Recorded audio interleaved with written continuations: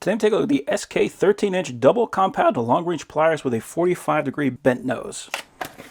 So these are the pliers. We got a very nice rubber grip on here. Even the inside is a rubber material. This is a double joint, so what that means is we're going to be able to fit this into a tighter area and still be able to open that up and close it. Whereas normally if you had to stick that inside of a shaft and you had to try to open it up, you wouldn't have this extra joint right here. These bars will continue to spread out and you would have much more limited access. With this, you can see how far I can get that tip to spread, and the tip would still be the widest part. We do have the SK branding on there, and you can see these are the 45-degree tip. They do have teeth that go all the way down to the bend, so for anything where you're going to be probably going to get a little bit of an angle on it, this is going to be the tool that you want for that. You can also see it says SK there on the handle itself, and we even have a tether point on these pliers. There is a little give on these, which is something I've come to expect out of long reach pliers. I've yet to see one that does not have that. The one thing that is important is that the tip is actually lined up. Even if I pull these things apart, they always line up perfectly together, and there is no wiggle in that.